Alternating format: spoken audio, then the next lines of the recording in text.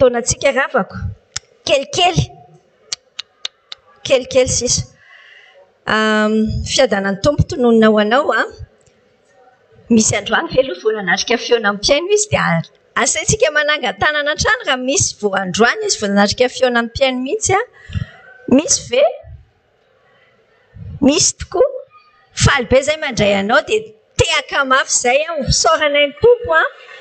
dia fisaorana anao ihany koa mariatsika hatrano hoe amin'ny fotoana mety tsy mahafaka anao a dia afaka manaraka mivantana any amin'ny Facebook ianao a fa mahafinaritra koa ilay miaraka eto a mahafinaritra koa ilay miaraka eto ary amin'ny fotoana tianao hamerenana ny fampianarana dia afaka averinao jerena na amin'ny Facebook a na amin'ny YouTube a ny radio vaovao maso ndao hivavaka avy hatrany ara fa mangetaeta ny tompo tokoa isika Andriamanitra tomponay a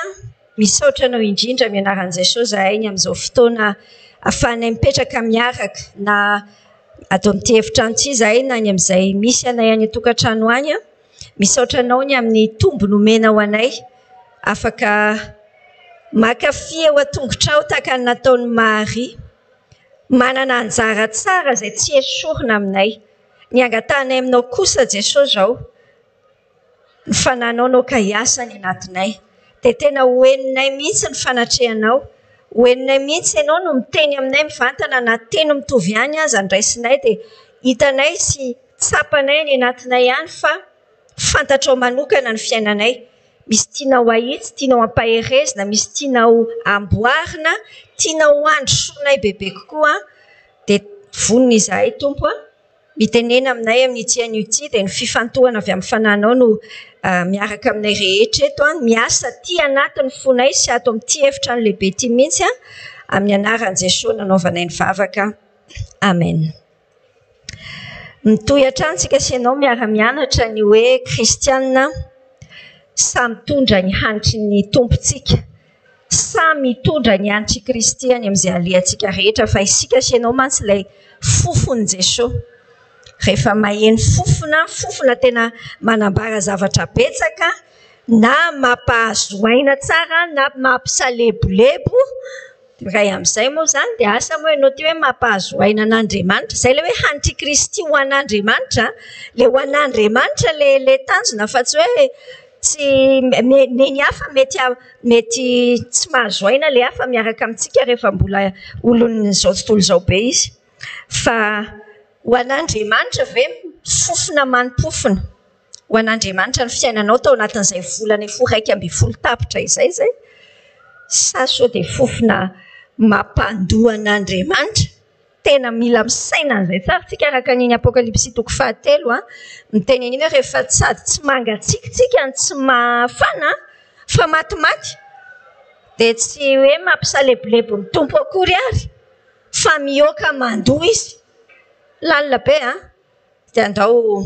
saintsika tsara zay indrindra ny antony hianarantsika amin'izao fotoan'izao ny bokin'ny Efesianina efa miditra ny amin'ny tapany faharoa amin'ny bokin'ny Efesianitsika ny tena fiainana kristianina tarafina amin'ny bokin'ny Efesianina ny zavatra hianarantsika herinandro maromaro izao teny anankitelo ihata aminao averintsika foana mba hipetraka tsara ny anatin'ny saintsika ny Efesianina bokin'ny Efesianina dia misy teny anankitelo mamaritra anazy izay tsy afa-misaraka fa io mihitsy ny mamaritra ny fiainantsika sy ianao lay hoe mipetraka makafy ny vitan'i Kristy ny fahalalanao tsara ny position anao ny toerana misy anao eo anatrehan'Andriamanitra no ahafahanao rehefa avy eo mandeha le hoe mandeha dia miaina n'le fiainana andavanandro tsy hoe misy teoria be fotsiny fantatrao tsy hoe koa andeha hiazakazaka ianao hoe ay fantatro foatr'izao ny kristianina fa andeha hiazakazaka anao an'izany mpanaovina anazy any tsy mety sarahany ireo fa tsy maintsy miankina amin'ny fahalalanao tsara ny position anao hoe eo anatrehan'Andriamanitra ianao iza izay le hoe makafy ny vitan'i Kristy araky ny Efesianina 1:3 ny voyan'izay tanterakitsika izay tsika vao afaka mandeha amin'ny herin'i Kristy amin'izay lalana soritany ho antsika Efesianina 5 sy ny 9 hatreo amin'ny 5. dia tsika asianao avy eo ao anatin'ny fiainantsika ihany koa tsy hoe efa fantatro ny positionko amin'Andriamanitra dia mandeha miaina fotsiny fa mila conscient tonga saina isika hoe ay mo misy ady ara-panahy tsy hoe misy fotoana hoe miandry aloha zany za aloha zao mbola mandeha zao dia tsisy miady amiko le izy miara-mandeha daholo hatrany zay rehetra zay le hoe mipetraka mandeha miady mijoro miaraka tao ireo zavatra ireo ndreo dia eritreretinao mantsy hoe zavatra anankiroa samihafa zavatra telo samihafa dia za aloha zao mipetraka fotsiny tsy ohatr'izay miaraka any amin'ny fiainantsika ara-panahy fantatritsika ny positiontsika hoe miara-mipetraka amin'ny Kristy any an-danitra tsika iny ny fahalalantsika niny ny andehanantsika eto ambonin'ny tany efa nitantaraiko anao tsara les trois étages les rihana telo ny fomba fahitako ny fiainany ty tantaraiko anao ty misy rihana telo ny fiainantsika misy ny rihana voalohany le zavatra hita masotsika fotsiny le fiainana hitatsika asianao maso raha ao tsika asianao no ao fotsiny tsika ny mandeha dia resy ny fiainana fa raha fiainana misy hoe main-trano dia misy hoe marary ny vatana dia misy hoe aizara ny tomobile andehanana zay ilay atao amin'ny premier étage zay rihana voalohany raha ao ianao miezaka fotsiny andeha ezaka ny tsy hainao an'ilay manaintaina nga mety eno le izy azonao mo tsy maintsy miakatra ao amin'ny rihana faharoa zany tsika aloha ao amin'ny rihana faharoa le tontolo ny fiainana ara-panahy ao le ady lay fanahy ratsy izay te hangalatra mono andringana anao fa raha ao koa ianao miezaka miady resy koa ianao atody miady amam-bato foana fa miakatra ao amin'ny rihana fahatelo tsika ao amin'ny rihana fahatelo fantatrao tsara ny position anao amin'ny maha olon'Andriamanitra anao amin'le nataony Kristy anao raisinao dia iny ny atrehanao ny deuxième étage le ady ara-panahy le fiainana andavanandro atao amin'ny rihana voalohany asa raha voarainao moramora zay rihana anankitelo zay fa manampy be azy zay rehefa mieritreritra ny fiainana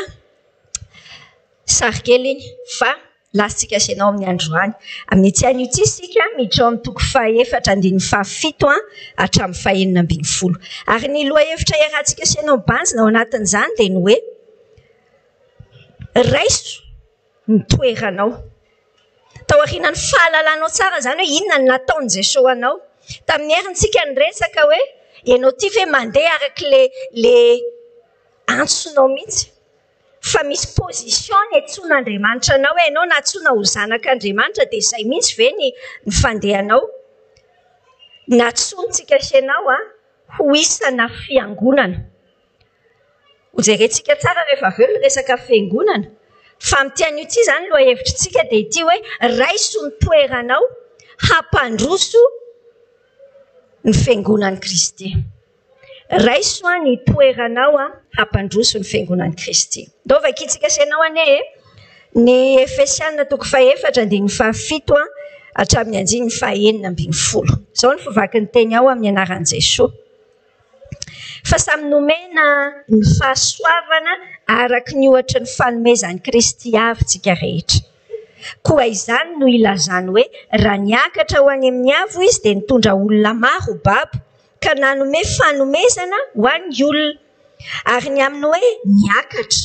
inona moa zany afa-tsy ny efa nidina ho any ambanin'ny tany koa izay nidina dia izy koa no ilay niakatra any ambonin'ny lanitra rehetra hamenony ny zavatra rehetra ary izy no manome ny sasany ho apôstôly ny sasany ho mpaminany ny sasany ho evanjelistra ny sasany ho mpiandry sy mpampianatra ho fanatanterahana ny olona masina ho amin'ny asa ny fanompoana amin'ny fiangonana ho amin'ny fampandrosoana ny tenan'i Kristy mandra-pahatonga antsika rehetra ho amin'ny firaisan'ny finoana sy ny fahalalana tsara ny zanak'Andriamanitra ka ho lehilahy lehibe mahatratra ny ohatry ny ahalehibe ny fahafenon'i Kristy mba tsy ho zaza tsontsika ka ilangilana sy ampitambolombolen'ny rivotry ny fampianarana samihafa rehetra amin'ny saipetsy ataon'ny olona sy ny fihendreny hahatanteraka ny hevitry ny famitahana fa mba hanaraka ny marina amin'ny fitiavana ka hitombo amin'ny zavatra rehetra ho amin'izay loha dia Kristy. Izy no hitombony tena rehetra izay akambana sy ampiraisina tsara noho ny fifanimpony isan-tonony araka ny fiasan'izay rehetra momba azy amin'izay mety ho anjara asany avy ka hampandrosono ny tenany amin'ny fitiavana. Amen. Izay ny tenin'Andriamanitra izay andraisantsika ny lohahevitra hoe hianarantsika ny hoe raisoary ny toeranao hampandroso ny fiangonan'i Kristy. Miverimberina. Mandeha ao anatin'ilay tenin'Andriamanitra tsy hoe miverimberina fa resahana matetika ao anatin'ny tsy Efesiana 4:4 ity dia miresaka an'izay resaka hoe mitambatra iray fiangonana misy tahaka ny fivondronana zavatra anankiray ao. Ny zavatra resahantsika sy ianao aloha dia andao aloha faharitana mazava tsara ny antsoina hoe fiangonana mba tsy ho diso paika ianao mba hahatonga antsika everiko fa ao mihitsy misy zavatra amitahany fahavalo antsika dia lasa diso hevitrintsika indraindray dia lasa diso fametraka ny herintsika iray manontolo. Ny antsoina hoe fiangonana raha kipinao ny masonao zany aloha fa tsy mijery an'izay tasolaitra fotsy aty aloha aty ianao raha mieritreritra ho anao zao dina ny antsoina hoe fiangonana. Za aloha tsy haiko izay tany anatin'ny fonao tany fa za fotoana lava tamin'ny fiainako ny antsoina hoe fiangonana amiko taloha dia trano misy tilikambo. Izay ny antsoina hoe fiangonana. Fa tena tsy izay tsisy idiran'izay mihitsy ny antsoina hoe fiangonana fa tena trano fiangonana iny. Trano fiangonana. Ny fiangonana ny teny fototra teny grika hitenenana ny fiangonana dia hoe eklesia. Amin'ny fiangonana anglikana misy anao zao raha anglikana ianao dia mbola izay mihitsy ny fiantsonan'ny fiangonana hoe eklesia episkopale. Ny dikany hoe fiangonana dia eklesia ny dikan'izany amin'ny teny frantsay izy dia miteny hoe assemblée. Assemblée na hoe fiombonana olona ny dikan'izany, olona mivondrona, izay ilay hoe fiangonana. Assemblée ny fiangonan'Andriamanitra. Raha jerentsika ato amin'ny testamenta vaovao manambara ny resaka eklesia itenenana azy, iza ny antsoina hoe fiangonana. Tsy inona ny fiangonana fa iza. Rehefa hoe inona mantsy dia zavatra zay ny le izy. Fa tsy inona le izy fa iza ny fiangonana. Ny fiangonana dia ireo olom-boafidy ambara ny amin'ny Galatiana 5:9 anjeny 5:10 hoe ny anambaran'ny Paoly apôstôly azy izao ny teny aho hoe ary izay rehetra mandeha araka ny tifitsipika ity dia ho ao aminy anie ny fiadanana sy famindrapo ary ho amin'ny Israelin'Andriamanitra. Le fiangonana antsoina hoe Israelin'Andriamanitra. Israelin'Andriamanitra zany le fomba fiteny tsy miteny akory zany hoe hay fangatsika jiosy sa inona tsy any amin'izay le resaka fa adihevitra tsy mahasoa zany amiko ny fieritreretako mandeha ny etapy maha olona masina. Ny olona masina dia izay olona namasin'Andriamanitra tamin'ny alalan'ny nandraisana an' Jesosy dia ianao ny ao anatin'izay fiangonan'izay. Aza mbola mieritreritra aloha ianao le fiangonana FJKM misy anao dia le FLM misy anao dia le ekara misy anao reny zavatra rehetra reny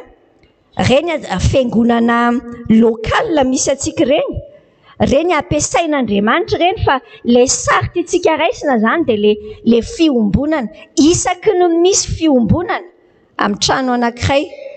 amina feonan'ny mpiaino ohatr'izao amina fikambanana anankiray dia misy fiangonana ao zany. Azonao ve ny sary ao anatiny? Tsy hoe ndao ka lasa mamorona sekta nge zany fa manangana fiangonana. Le fiangonana tsy dénomination anarana fiangonana ny resahana.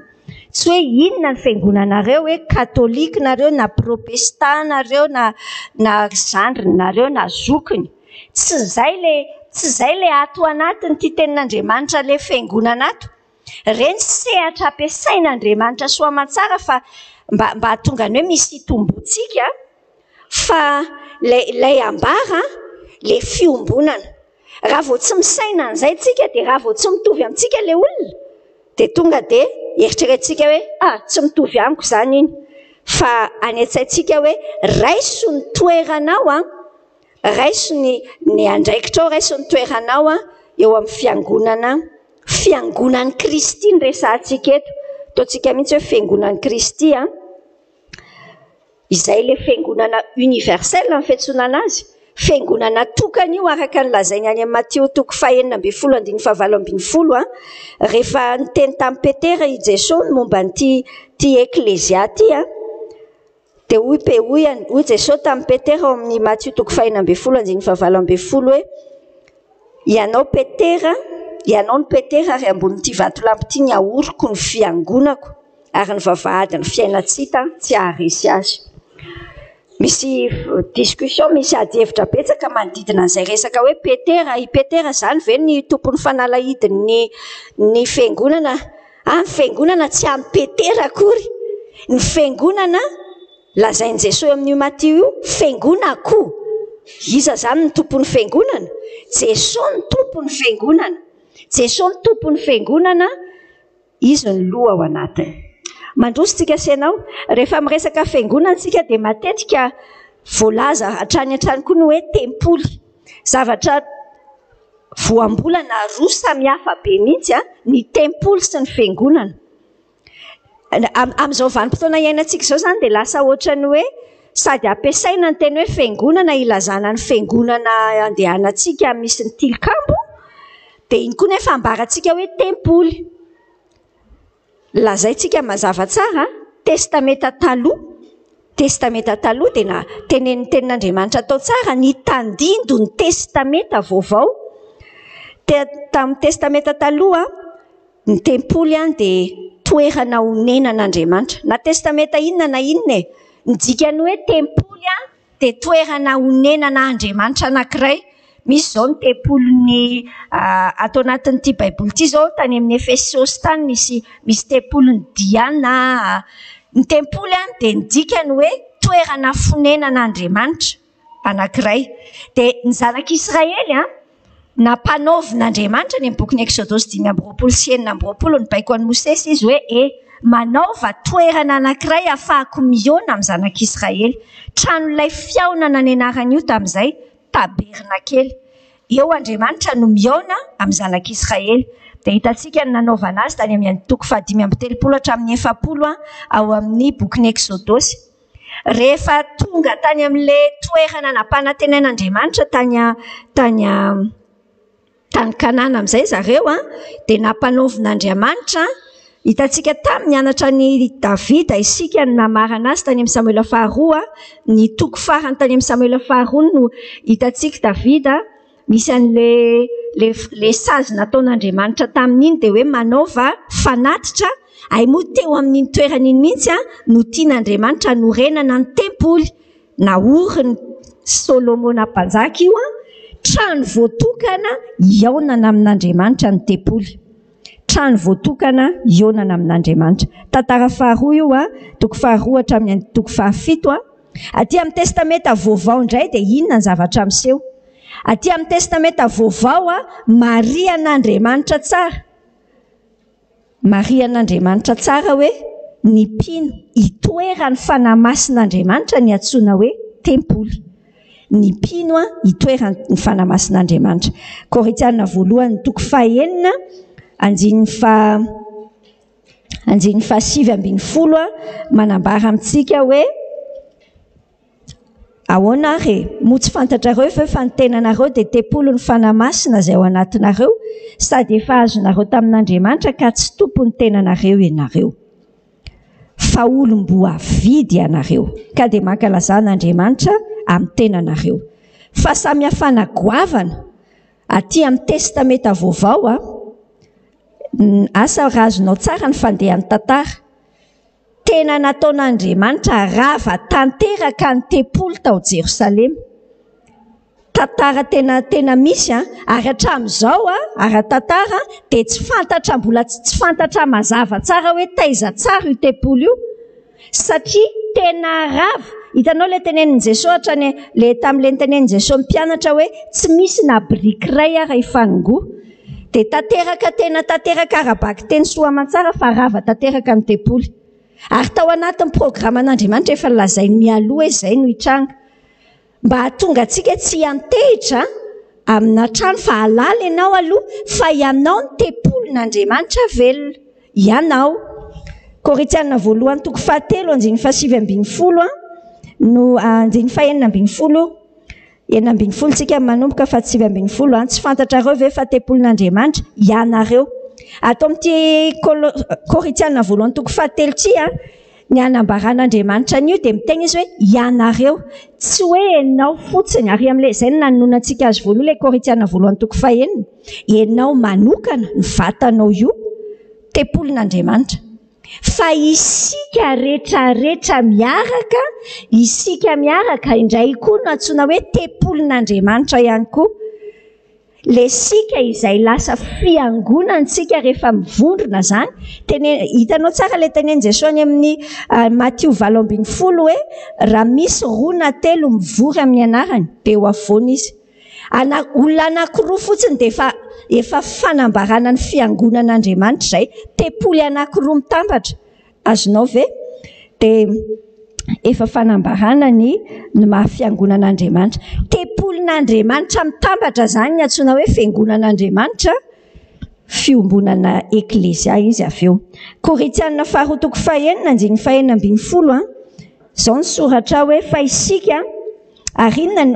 le teny hoe arina ny ikambanan'ny tempolin'Andriamanitra amin'ny sampy, fa isika no tempolin'Andriamanitra velona araka ny nataon'Andriamanitra hoe honina eo aminy sy andeha eo aminy ary ho andriamany ary izy ho oloko. Ao amin'ny Efesiana 2:2-1:20 dia ny tenin'Andriamanitra manambara hoe ao aminy no irafetan'ny rehetra, irafetan'ny rafitra rehetra mitombo tsara ho tempolo masina ao amin'ny tompo.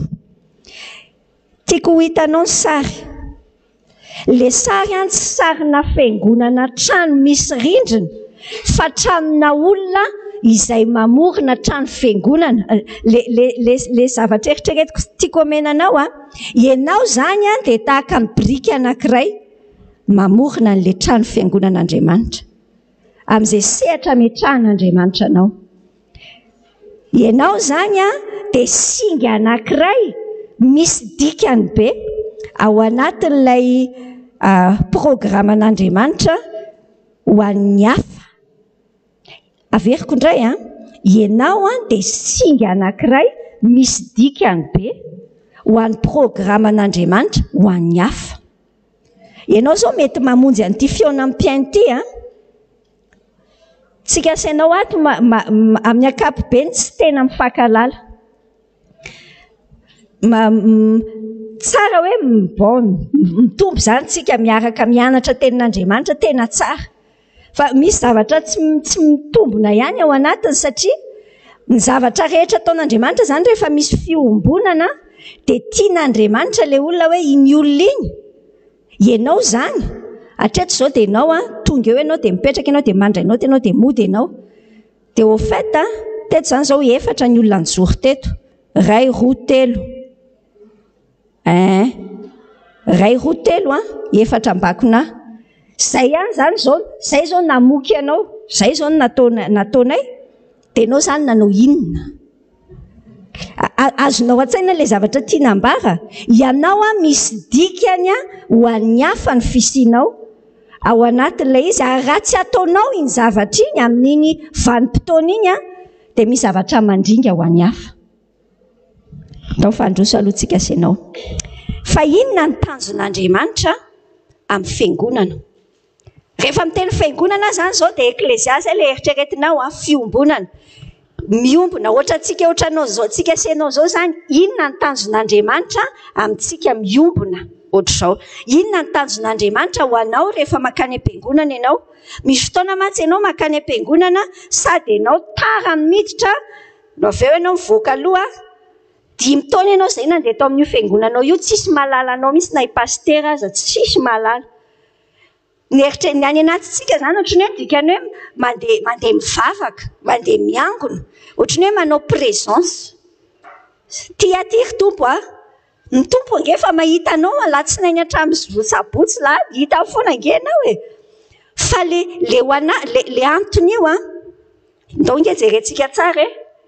fa tsy misy zavatra be hoe ho an'ny tompo inona fa io fisianao io zava-dehibe ho an'ny hafa. Andiny 12:12 no jerentsika ny tanjon'Andriamanitra ho an'ny fiangonana. Eo amin'ny andiny 12 dia hitantsika voalohany hoe ho fanatanterahana ny olona masina ho amin'ny asa fanompoana amin'ny fiangonana. Ny fisiana fiombonana anankiray izany dia tian'Andriamanitra hoe ianao manampy anahy mba ho tanteraka amin'ny fanompoko aho,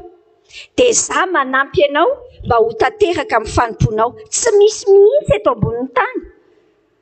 Amin'ny fivavahantsika izany, amin'ny resaka fivavahana kristianina, tsy nataon'Andriamanitra handeha irery mihitsy tsika.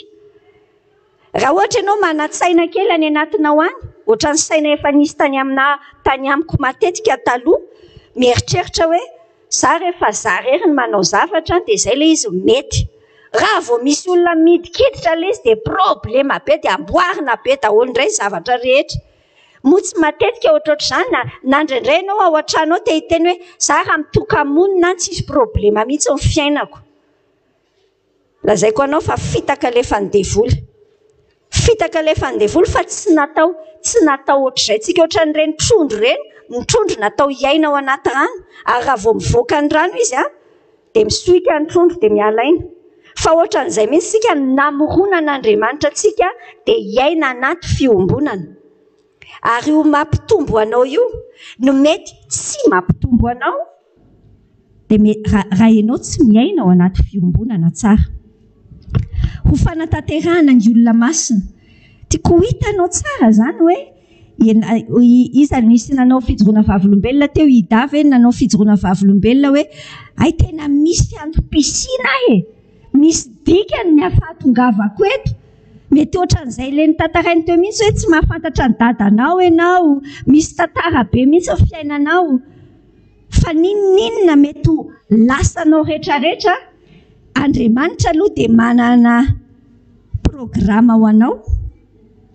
ho an'ny hafa. Io fisianao io dia misy zavatra mampitombo ny hafa any aminao any. Rehefa ampiasainao izay dia lasa tanteraka ilay hafa. Ary rehefa tsy ampiasainao izay dia misy mandringa foana ny hafa. Jerainao nge ny toyany ho amin'ny eo amin'ny andiny 12 ho amin'ny fampandrosoana ny tenan'i Kristy. Tsara taray be mihitsy ny andraisan'ny tenan'Andriamanitra ny ohatra amin'ilay tena. Alainy foana io corps, vatana anankiray any amin'ny Korintiana 1:12 manambara tsara ny resaka hoe le eklésia nge ka vatany Kristy. Indraindray tsika asianao rehefa miteny an'izany tsy haiko any anatinao any fa isaky miteny zavatra dia misy sarin-javatra everiko hoe diso foana any anaty lohako any koa. Miteny fiangonana dia misy trano misy tilikambo any anaty lohako, tsy izay ny antsoina hoe fiangonana. Miteny hoe vatany Kristy dia misy an'ilay mofo atao anaty vava tonga dia izay ny any an-dohako. Tena endrika izay fa iny ange fanehoana ety ivelany. Fa ny olona mandray an'iny nefa tsy any-tsainy mihitsy hoe za mihitsy ange no vatany Kristy miaraka amin'ity olona eto akaiko ity mety mandray fanasan'ny tompo ianao izao fa lahady voalohany tamin'ny lahady teo. Nefa ianao mbola mety misy ngidy be amin'ilay anankiray ry mieritreritra hoe ay io koa no mody mandray fanasan'ny tompo eo nefa io ohatr'izao. Azonao tsaina moa fa ny tena mampiomehy izany vatana anankiray aminao ihany iny olona iny. Vatana. Le fisainantsika anazy mihitsy misy fahadisoa-kevitra ho eritreretina hoe zavatra misaraka amiko iny dia ny azy ihany dia ny anahy aty. Fa aseho an'ny tompo tsara hoe tena corps anankiray. Izay olona manana ny Jesosy rehetra azonao moa izany lazaiko anao izany fa izay manana ny Jesosy rehetra. Ary ilay manana ny Jesosy tsy ferana mihitsy hoe olona mahafinaritra anao daholo. Fa mety betsaka mihitsy tsy mahafinaritra ko samy manana ny fomba fijeriny sy ny toetrany. divay moa vatana anankiray eritrereto io vatanao io io zany ny vatanao anankiray dia io vatanao io ve hitenenanao hoe ohatran'izany zany zao ny tovavy na ny vehivavy kely na mijery anao ty hoany ty akibeako ty tsy tiako mihitsy fa toro izy ty taloha dia lasa ratsy tarehibe ohatra ratsy tarehibe ty hoako ty aiza ny antsy tapahako any ty fa ratsy tare azonao moa zany ianao fe anao an'izany tena hoe olona mitapy zay zany olona adala zay vao manao ohatra zany fa nefa jereo ange fa impiritsika manao zavatra ohatra zany amin'ny fiainantsika amin'ny fiombonantsika amin'ny hafa tsy hanetsaintsika hoe fampandrosoana ny tenan'i Kristy tenan'i Kristy anankiray ka ary za manana ndraikitra mpandroso anao za midaholo vatantsika rehetrarehetra io efa niraisiko ohatra taminao mihitsy hoe zavatra napetraka Andriamanitra amin'ile normal tsara ty vatantsika ty etiny loha fa tsy ary ambany ery ny tanana eto ambonimbony eto fa tsy hoe ny tanana indray ny ary ambany satria tena eo amin'ny plasiny tsara daholo ny maso raha aty ambany ny maso dia ataony ahoana ny fanampin'ny vatana hijery ny lalana azonao tsy hoe tena ilaina hoe eo ambony eo ny maso tena ilaina ny tanana hoe eto amin'ity ambony ity fa tsy lasa ery amin'ny plasiny tongotra tena ilaina amin'ilay plasiny eo tsara daholo ny zavatra rehetrarehetra ary nefa tena mahavariana be rehefa mianatra médecine mianatra manao dokotera dia amin'ny taona voalohany sy taona faharoa mianatra an'izay antsoina hoe embryologie sy histologie zay embryologie mianatra ianao hoe ahoana ary ny fiforoana sela ao anaty vatantsika ao fantatrao moa manomboka voatorotoronina ao anaty vatantsika ao dia efa filaza azy hoe se différencier miavaka les cellules eritrereto hoe cellule kely sela kely anankiray avy amin'ny dadany dia iray avy amin'ny mamany fa avy eo mahagaga fa mahay miavaka ilay izy hoe izahay tompoko dia selany atidoha izahay tompoko dia selany maso izahay tompoko dia selany fo izahay selany amin'ny tanana samy hafa be daholo izy rehetrarehetra tsy mety mihitsy hoe any selany maso mba amin'ny style any amin'ny fo tsy mety zany raha vao izay ny fandehan'ny fiainana dia lasa hovoan'ny cancer zay ilay olona zany le aretina cancer aretin'ny sela zay inona ny ambarako aminao ianao angeza ny sela kely ao anatin'ny tenan'i Kristy zany ary manana ny plasinao tsara ianao ny olantsika senao anatin'ilay plasy dia tsika mifantatritsika dia raha ohatra ka maso dia hoy tsara lay amin'ny Korintiana voalohany toko faharoa ambin'ny folo hoe ny maso ve hiteny amin'ny hafa ry hoe ianao tsy ohatr'izao dia tsy ilaiko ianao fa ohatr'izay ny olantsika satria tsy mitovy amiko ianao dia hoy za hoe tsy mety ny ianao zany tokony tapahana ianao nefa tsy azoko an-tsaina hoe kay ianao ilaiko satria misy zavatra any aminao tsy aty aminahy ary tena fanainian'Andriamanitra mihitsy fa nidikany hoe firaisana unité tsy hoe uniformité tsy hoe panao tablie mitovy daholo akorintsika rehetrarehetra tsy zay ny antsoina hoe kristianina fa ny kristianina tena olona samihafa totala mihitsy tsika rehetrarehetra firy miliara zao tsika eto ambonin'ny tany tsy haiko hoe firy million ve na firy ohatr'za amin'izay ny tena kristianina manana an' Jesosy velona amin'izao vanim-potoana iainantsika zao fa olona samihafa daholo zany tsy misy mitovy na ray ary na kambana ary tsy mitovy fa tena ilain'Andriamanitra zay tsy fitoviany zay satria iny tsy fitoviko aminao iny no anampy anao le zavatra hafa any aminao no anampy ny tanjon'Andriamanitra dia hitantsika eo amin'ny 17 hoe mandra-pahatonga antsika rehetra ho amin'ny firaisan'ny finoana eo dia misy zavatra diso ihany indray raso aloha fa sao dia misy mpanao teolojia zany mety hiteny mihitsy hoe fina ihany ty diso lazainao tiritina fa any an-tsaina indray mieritreritra hoe ny firaisan'ny finoana egalina ndao ara fa tonga dia miaraka daholo na boudista na silamo na kristianina tonga dia firaisampino alefa azo Andriamanitra fotsiny tononona fa aza manononona zay zavatra mampisaraka rehetra any dia zay no izy tena tsy zay mihitsy no izy Ny firaisan'ny mpino tsy hoe andao anao marimaritra iraisana izay tsy ediavana. Tsy izay akory. Ny firaisan'ny finoana lazain'Andriamanitra amintsika eto dia tena lazainy tany amin'ilay toko faefatra ary amin'ny andiny voalohany hatramin'ny fahaenina hoe iray angeny Andriamanitsika, iray ny batisa, iray ny finoana, ilay finoana an' Jesosy mampiombona antsika sy ianao. Le mpino ny resahana eto amin'ity firaisan'ny finoana ity fa tsy hoe olona tsy mpino akory dia anana firaisana amin'ny mpino firaisan'ny finoana. Efa lazaintsika sy ianao ny tsindriana mafy tamin'ny heriny fa ny antsoina hoe herina kristianina nge matoa naverimberin' Jesosy tao amin'ny Jaona 7:12 intelo io naverin'ny tompo tao hoe ahoana le teny tao mba haninona izy rehetra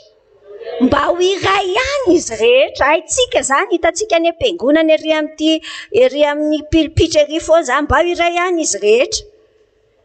Fa fantatra moa fa ao tsinona ny antsoina hoe herin'ny mpino. Tian'Andriamanitra hoe rehefa mijery zao tontolo zao tsy mino dia mahita hoe ay tena misy firaisana ao anatin'ilay olona fa tsy hoe misy fisaratsarahana. Hatreto aloha ny akabiazan'ny zavatra hitan'izao tontolo izao amin'ny kristianina dia fisaratsarahana. Mampisaraka daholo ny zavatra rehetra, mampisaraka ny anarana, mampisaraka ny fomba fanao, mampisaraka ny saranga, mampisaraka fa tian'Andriamanitra ho amin'ny firaisan'ny finoana. Dia inako ny tanjon'Andriamanitra ho an'ny fiangonana dia mba ny tsirairay mantsy ho tonga amin'ny fahalalana tsara an' Jesosy. Ay ny fisianao io manampy ho tonga amin'ny fahalalana tsara an' Jesosy. Hitanao moa reny témoignage, reny fijoroana vavolombelona, ny fifampizarantsika manampy ane reny, manampy zany reny hoe ay moa ohatr'izao le tena fiainana an'ilay Jesosy. Tena fantatrao tsara hoe ay moa zany le Jesosy. Tsy piana amintsika ny Jaona 7:17 fa ny antsoina hoe fiainana ho dia ny fahalalana an'Andriamanitra ray sy Jesosy Kristy. Izay ny antsoina hoe fiainana fa tsy hoe andehanao la vie dia la vie égalina misotrosotro toaka dia mandeha balle dia mety reny la vie fosika ny devoly reny. Devoly ange alainy daholo ny zavatra rehetra tsara amin'Andriamanitra alainy dia anaovany piraty kely daholo. Dia ao anatin'izany ny resaka fiainana dia tenenina hoe ohatrany hoe tsy miaina ianao raha tsy manao izay tianao. Ay ianao rehefa manao izay tianao dia milatsaka any anaty lavaka indray ary ianao. Fa ny antsoina hoe fiainana dia mahalala an' Jesosy. Ary ianao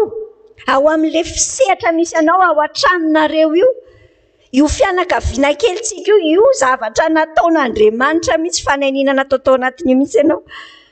Fa satria tian'Andriamanitra ho tonga amin'ny fahalalana azy ireo madidobe ao amin'ny fiainao manodidina anao ireo amin'ny alalanao ho tonga amin'ny fahalalana ny zanak'Andriamanitra ary isika miara-mitombo ao anatin'izay. Andiny 7:10 ihany tsika dia hatrary amin'ny 5:10 aridy zareo inge inona ny tanjon'Andriamanitra ho an'ny fiangonana. Ny tanjona ho arak'ilay lohatenin'ny fandaharantsika zoma maraina amin'ny lehilahy fa tsy hoe ianao vehivavy tahaka dia teny hoe tsisy idirako io zany. Filaza fotsiny hoe lehilahy fa ho olon-dehibe tsika. Amin'ny dika teny fototra io ho adulte. Fa le izy dia atao hoe lehilahy lehibe izy amin'ny teny malagasy tsika. Fa ho adulte olona tonga taona tsara. Olona lehibe. Jerenao nge le fomba fitenitenin'Andriamanitra azy mahatratra ny alehibeany sady efa mahatratra dia avy eo le alehibeany fahafenoan'i Kristy. Izay ny tanjon'Andriamanitra ampisiany ny fiombonana. Ampisiany ny fiombonana mety olona anankiroa telo fotsiny. Ay moa izany ampiasain'Andriamanitra mba ahatonga nitsy anankiray izy ho lasa olon-dehibe ao amin'ny tompo. Mampiasa ny fiangonan'Andriamanitra ahatratrarantsika an'izay. Ny tanjon'ny tompo amintsika mantsy dia mba olona tena tafajoro tsara tsika. Olona tafajoro tsara tsy ahilangilany onjany fiainana. Tsy ho atolatolan'ny rivotra. Tsy ho mora voafitaky ny mpamitaka. Izay ny hitantsika eo amin'ny andiny 7:12. zay antsoina hoe zaza ara-panahy. Fa rehefa mijeritsika mijery ny fiainana andavanandro, mijery ny fiainany mpino ohatrany betsaka na tsika mihitsy aza indraindray ao anatin'lay mbola tomora alefa nionja amin'ny fiainana, makatia ny fiainana any amin'ny crise zao ny fiainana zay zao le fandehan'le onja ny fiainantsika, ny rivotra zao miroso makany mandeha mepitany amin'ny mitondra any amin'ny tafiotra samihafa dia iny koa tsika fa ohatr'izay koa misy tafiotra be koa fiainantsika dia mora zay hitondra ny onja ny fiainana iny antsy zay no nikasan'ny tompo antsika. Ampy mihitsy zay ny fahazazantsika ara-panahy, ampy zay fa ndao tsika senao hiakatra olon-dehibe, ary le mampa olon-dehibe andao hiaina tsara n'le fiombonana, le fiainana miaraka amin'ny mpino hafa. Ao anatin'io tsika no afaka mivondrona tsara mba tsy ho voafitaky ny mpamitaka, tena maro be mihitsy ny mpamitaka amina karazany zavatra samihafa, zavatra mifampitohy be mihitsy angela izy misy olona zay zao niraisiko voaingakaingana, tena mampalahelo ny olona raha vao feno vesatra ny fiainana. Mananjanaka le mpivady tena olona manan-katao dia manan-katao zareo, fa mananjanaka izy izay voalaza hoe voakely le zanany dia lasa ohatrany hoe namisaviny le zobavy vao 6 volana teto tany dia efa namisaviny le zobavy angaha, dia avy eo lasa nisy devoly tokoa dia tokoa le zaza dia lasa zay no fahitany azy dia lasa marary, tsy atao nefa ny analizy mipetraka tany an-dafy zareo dia natao daholo ny analizy dia lany haiko mihitsy le dokotera tany dia niklasiana hoe sembana le zaza, zany ny tena hoe nandany vola be zay miteny azy rehetrarehetra hoe ary indray andehanana ndao fa hoantsika fa zay ny afaka n'ity zazy ity, ary indray ndao fa hoany indray tsika, misy karazana olona samihafa isan-karazany ndao fa hoany. Hitanao ohatran'izay na vao tsy tafiorina tsara tsika senao dia lasa sy andefasany fiainana iny, dia faly mandefa karbonetra fotsiny angeny dia voly dia mikopakopaka fotsiny izy zao indray atao dia iny indray anao fa manaraka any dia iny indray ndao tsika senao tena hijoro tsara, ary androany ny zavatra tsy piatsika manokana efa ny anarantsika foana izay nijoro tsara zay, toko voalohany hatramin'ny toko fahatelo mahafantatra tsara ny nataon'i Jesosy anao. Androany zany le tsy piatsika manokana hoe ay moa io ianao io dia nataon'Andriamanitra hanampy ny hafa hijoro tsara, ny fisianao dia nataon'Andriamanitra hanampy ny hafa. Ianao ve zany zao efa manontany teny eo am-pitoerana eo dia inona amin'ny fiainaka zao zany mba manampy an'izy, fa tiako isainsaina tsara an'izay ianao. Hanaraka zao indray ny toyany ao Andiny 5:10 mba hanaraka ny marina amin'ny fitiavana, hanaraka ny marina amin'ny fitiavana. Tian'Andriamanitra tsika senao hoe ao anatin'le fiombonana samy manana ny toetrany daholo ao, fa zay le anton'le fiangonana zany dia tahaka n'ireny toerana fiarovana tsika ireny, ohatrany hoe misy arofanina ny fisianao dia arofanina hiarovana ny hafa mba hanaraka tsara ny marina. Azonao ve ny everina? Hitanao misy an'ilay teniny i Paoly apôstôly rehefa miteny tamin'ny Timoty izy hoe misy olona lasany hoe jerentsika izay teny izay ao amin'ny Timoty voalohany ao no misy an'iny toko voalohany 2:20 Timoty voalohany toko voalohany 2:20 dia zao le teny ao hoe miresaka fiainam-piangonana amin'ny Timoty tsara mihitsy Paoly ao anatin'ity taratasiny ity dia hoy Paoly hoe namany regny ndraso aloha nefa akiko hatreo 8 fa andrao dia tsy hitanao tsara zao didy zao no meko anao Timoty zanako araka ireo faminaniana natao fahiny aminao ireo mba hoentinao miady tsara ireo amin'ny tananao ny finoana sy ny fieritreretana tsara izay nariny sasany ka toy ny vaky sambo izy ny amin'ny finoana namany regny Himeneo sy Alexandro izay natolotro ho an'ny Satana mba ho faizina tsy hiteny ratsy. Rehefa mijery an'io tsika dia hoe natolotro Paoly ho an'ny Satana fa natolony ho an'ny Satana hoana ara dia very zany tsy izay ny dikany ny dikan'ilay hoe natolotra ho an'ny Satana i Satana no andrina n'izao tontolo izao dia alefa ny Paoly any ivelan'ny fiombonany mpino ivelan'ny fiangonana tsy misy fiarovana intsony zany ity Himeneo sy Alexandro ity fa aleo izao tontolo izao anjakan'ny Satana no ananatra azy fa tsy voanatra tao amin'ny fiangonana intsony avoaka tsy mahazo isan'ny fiangonana azotsika ve le fiangonana ianao angezany fiangonana zany hoa ianao zany balizy ary fanina ho an'ny hafa mba hanaran'le hafa ny marina zany tokoa ve aloha zao fiainanao sa ianao ara mety vao mijeranao ny hafa dia hoe ka iny ara manao an'izaniko za koa anao misy fotoana dia lasa ohatr' izany le izy indraindray ko pasteranay ara manao an'izao dia zay koa zany mba manaoko ile mpiandry taria raha ohatr' izao ny teniny dia za koa zany mahazo miteny an'izany amin'ny ankonako azonao ve le fisinao dia natao hoe ahafahan'ny hafa rehefa mijeranao ny hafa dia manaraka ny marina amin'ny fitiavana lasa inona dikan'izany lasa te hanaraka ny marina le olona rehefa mahita ny fiainanao dia mahita izy hoe kay tsara be za koa hanaraka an'izany fa tsy mahita izy hoe mampitsoaka matanjaka ohatran'ireny mipino Efesiana 4 ihany tsika ny tanjon'Andriamanitra amin'ny fiangonana 5:9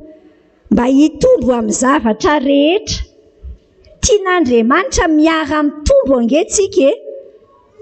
mitombo ka le mitombo mandeha direction anankiray mitombo manaraka an'le loha tsy hoe samy mitombo amin'izay hitiavany azy hitanao jerenao tsara verina any amin'le Efesiana 4 teo dia hoy izy hoe izy no hitombon'ny tena rehetra miara mitombo le tena rehetra mikambana tsara miray tsara mifanompo samy miasa arak'izay tandrifiny avy le zavatra isan'ny tena ianao zany manao tsara ny andraikitra ao ianao manao mahafantatra tsara hoe inona ny plasiko ay ve za tanana atao anatin'ity tena be an' Jesosy ty ay za kay ny maso ao anatin'ity tena be an' Jesosy ty ataoko tsara ny andraikitra ny ataony devoly amin'ny fotoana rehetra dia misitona antsika hatrany amin'ilay extrême anankiroa le ilany anankiroa na izy hiteny hoe ampiteny anao hoe tokony hitovy aminao daholo ny olona rehetrarehetra izay vao mety le izy diso zany na izy ampitsetsetra anao hoe za ve rangahy dia tsy mitovy amin'ny ranona mihitsy ianao zany ohatra maso dia tianao maso daholo le olona na ianao maso dia mahita n'le tanana ianao dia miteny ianao hoe raha mba za zao ny tanana zay avo sambatra azonao ve Korintiana 2:20 daholo zany teneniko anao zany fa fandriky ny fahavalo zany fa ny tian'Andriamanitra atsika ao amin'le tandrify atsika tsara miasa tsara tsika dia miara mitombo dia inona ny fiafaran'le izy mitombo amin'ny fahamatorana feno amin'ny alalan'ny fitiavana mitombo amin'ny fahamatorana feno amin'ny alalan'ny fitiavana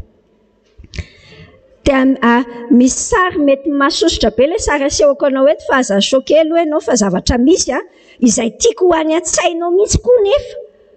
mba hitanao hoe sao dia mba olona sampona ary za ty sao dia zany mahasampona an'le vatan'ny tompontsika ndahoary ohatran'ity zany normal ohatran'io ny vatana hitanao tsara io proportionnel mifandanja tsara ny habean'le izy rehetrarehetra fantatrao moa fa misy aretina tena misy fahasamponana ty sary ty tena mahasosotra be mijery azy fa tena misy aretina hitanao io zaza io zazakely io tena mahasosotra be mijery anao io na tsy na hoe hydrocéphalie zao ngeda be ny lohan'ilay izy ny mampatonga an'io aloha tsy atao ela be eo amin'ny masinao eo fa manjary mampanofo ratsy anao fa mampatonga an'io misy tsetsina ny fandehan'ilay antsoina hoe LCR misy rano hipetrahan'ny cerveau antsika ny ati-dohantsika dia io rano io misolosolo mandeha misy miforona hatrany hatrany izy zany dia misolo fa rehefa tsetsina ilay amoahana anazy dia miangona ao anaty lohany dia tena ngeza be ohatrany tena ngeza be nge olona tia lohany tek izy ty tena ngeza be ohatran'io fa lazaiko anao tsy tia ny tompo ohatran'io tsika fa misy fotoana ohatran'io ny tompo ihany ny ngeza be ao fa tsika sianao tsy miasa mihitsika tsy manao le andraikitsika mihitsy feno teoria an-javatra be ny lohantsika tsy misy ifandraisan'ilay izy amin'ny fiainantsika andavanandro mihitsy tsetsina tapaka ny tetezana tandremy fa sao dia ohatr'izay jerenao ty sary anankiray ty tena sary misy io fa tsy hoe sary aboarina photoshop karana kely io rangaha kely io mahavariana n'izao tontolo izao mihitsy mijery an'io ny tanany ireny azy ngeza be tena ngeza be mihitsy ny tanany fa ohatrany ahoana kristianina ohatrany ahoana re zany zao tytsika ty aiza mitoerantsika ary sao dia tsika ary le mahikely le mampatonga le indraindray tsika sianao mitaraina be tena tsy alea mihitsy eo am-piangonana eo misy fiangonana dia ohatrohatr'izay sao dia efa misy zavatra andrasa amin'ny tompo aminao fa ianao lazany tsy nanao an'ilay izy ndraindray nao mahita le sekoly ladina eo dia tsy hanao ninina mihitsy fantatrao moa fa isaky ny vesatra ndraindray mahasosotra mihainao izay isaky ny vesatra eninao any anatinao any tadidio zay fa misy zavatra zay any aminao tian'Andriamanitra ampiasaina amahana n'iny zavatra iny misy matoa eninao be ohatr'izay le vesatra tian'Andriamanitra ho ampiasaina ianao zay tandremo ianao sao dia mieritreritra hoe ay noho izany zany tiana dia anao tsy mivakiloha mihitsy amin'izay mba tsy za le mpanao an'ilay izy tsy izay zao ary ahoana ny fomba hatratrarana ny fahamatorana feno miditra any amin'ilay andiny fahafito tsika hitantsika eo amin'ilay andiny fahafito miteny hoe fa samy nomena ny fahasoavana araka ny ohatra ny fanomezan'i Kristy avy tsika rehetra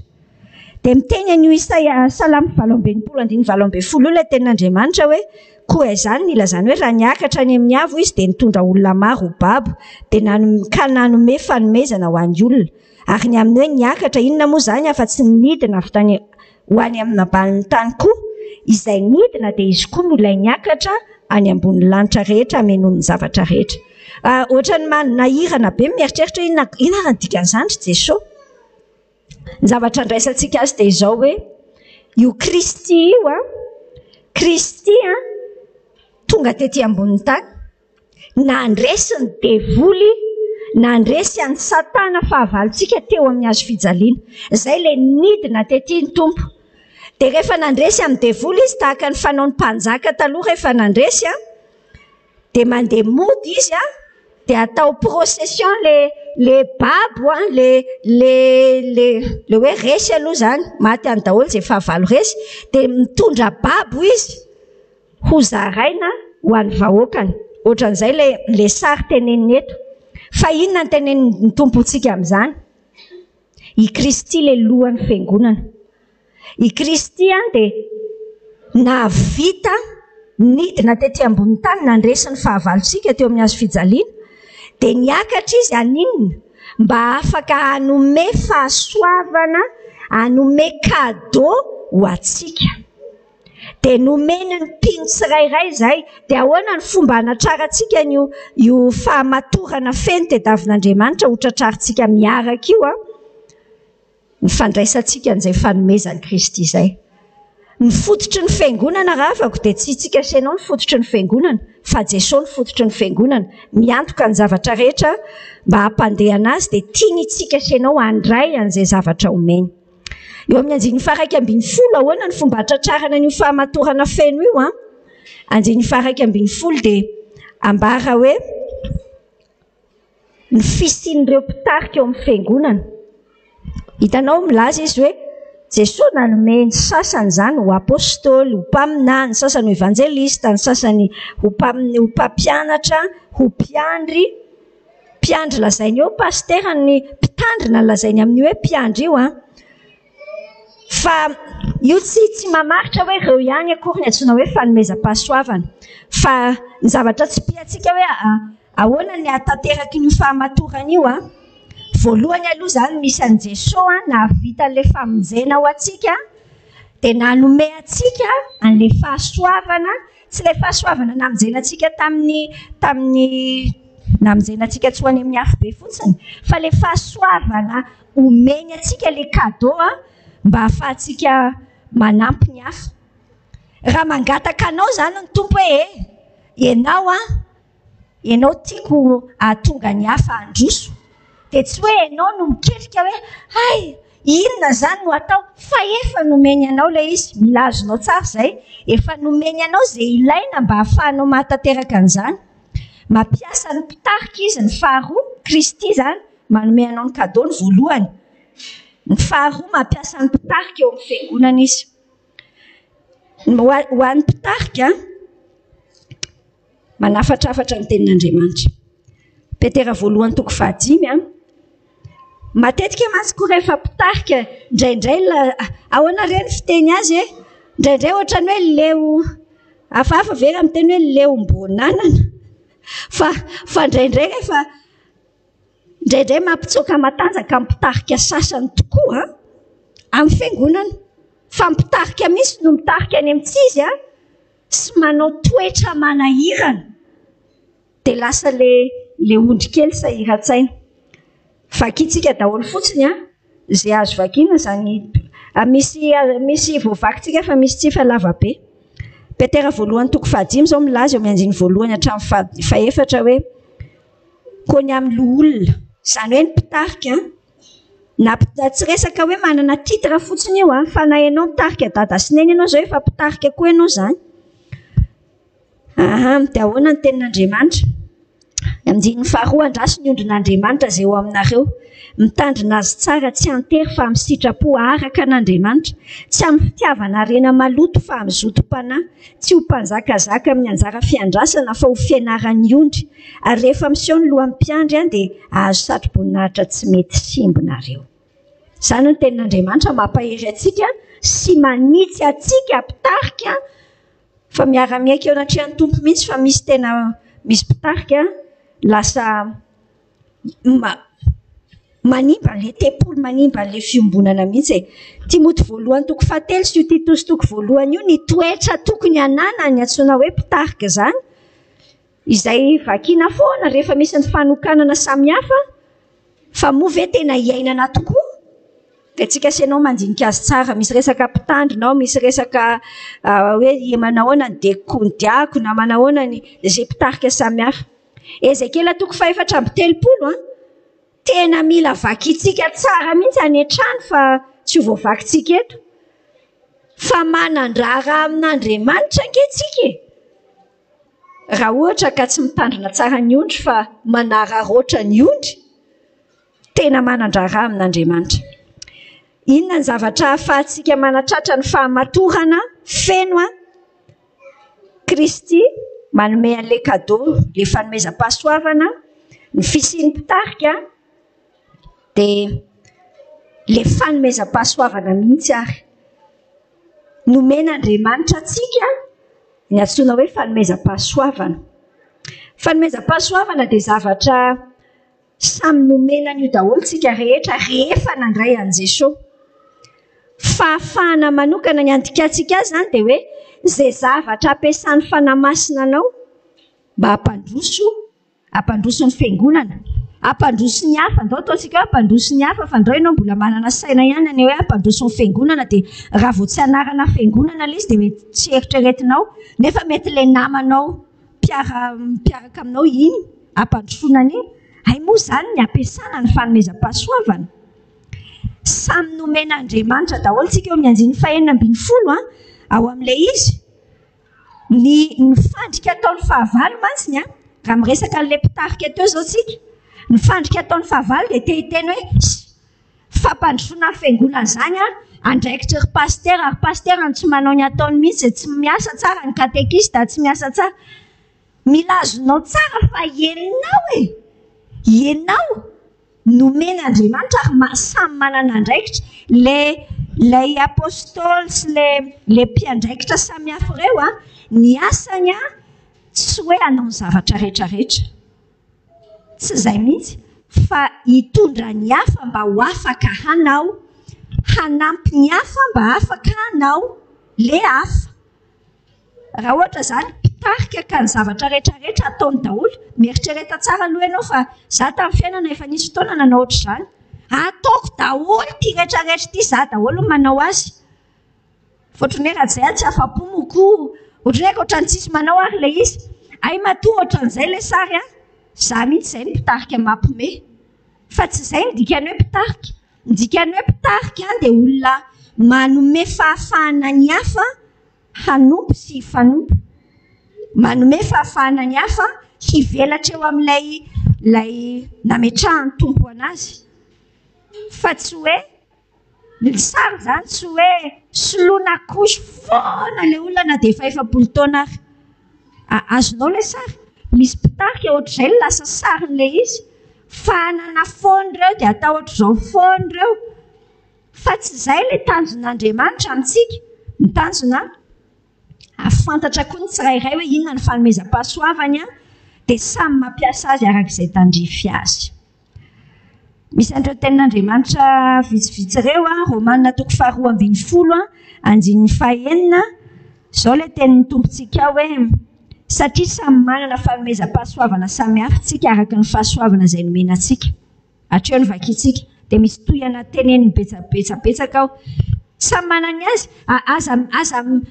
coincé be mieritreritra hoe mba inona ary ny fanomezam-pahasoavana anahako ity za fotoana lava tamin'ny fiainako elabe ny eritreritra n'izany foana le izy nge tsy mila eritreretina be miasa nge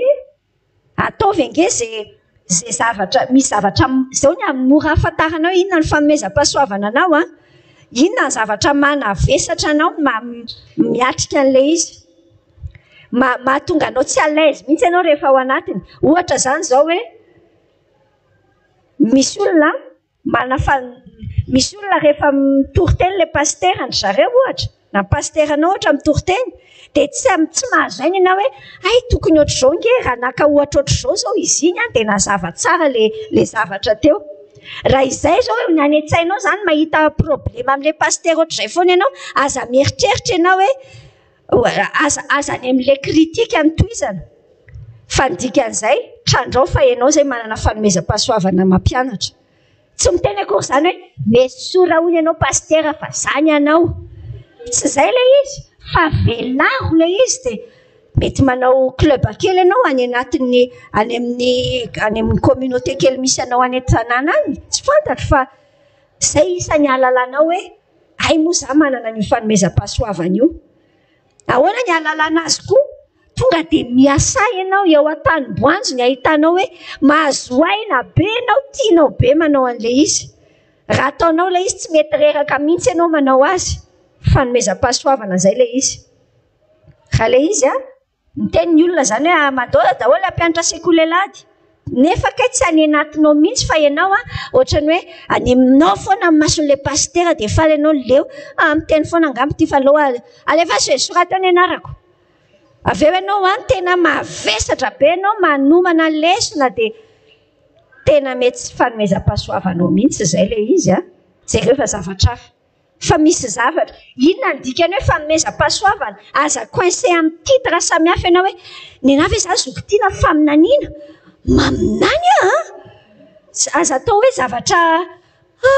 be tena fa ny dikany hoe fanomezam-pahasoavana dia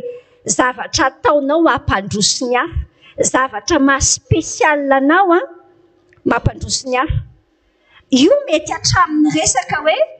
mety manao volo ohatra manao volo zany misy olona mety tsy nianatra mihitsy fa mana talenta izy talenta tsy fanomezam-pahasoavana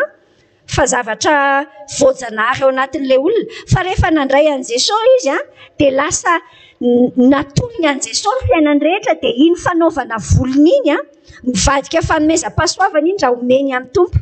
hanika lasa afaka manampy ny hafa, lasa iny ny ampiasaina zay manao volo ao aminy ao. Mivoaka avao, mety misy mitomany, mety misy resy lahatra ny filazantsara hoe tena tia anaranga Jesosy nefa ny volony natao brosiny. Fanomezam-pahasoavanao zay le izy. Azonao ve le itenenana azy tsy voatery mihitsy zany hoe raha tsy officiel be mihitsy le izy. Be da be ny teolojiana miady hevitra be amin'io hoe reo ny klasy ny fanomezam-pahasoavana. Afa ny ana raisiko tonga de tsotra be, inona ny zavatra ataonao mampandroso ny hafa. Tena hainao tsara, miantehitra amin'Andriamanitra ianao manao anazy mampahazo aina anao mampandroso ny hafa nefa. Ny fanomezam-pahasoavana raha avako de tsy natao ho anao mihitsy akory. Zay no tena mila azonao tsara. Tsy nataon'Andriamanitra ho anao mihitsy. Indraindray tsika rehefa raikitra zay fa manana fanomezam-pahasoavana, ohatra hoe za zany zao mahay mampianatra, de tamy eritreritra za nge mahay mampianatra tsy ho anao nge, ampandrosoana ny hafa foana io. Ho an'ny hafa ny fanomezam-pahasoavana ampiasaitsika. Mitovitovy hevitra daholo ihany reo tenin'Andriamanitra. Korintiana 1:20 sy ny Petera 1:4 reo. Fandaontsika senao androso mamarana. Ahoana ny fomba atratrarana ny fahamatorana feno? Juste mamarana le zavatra nresantsika teo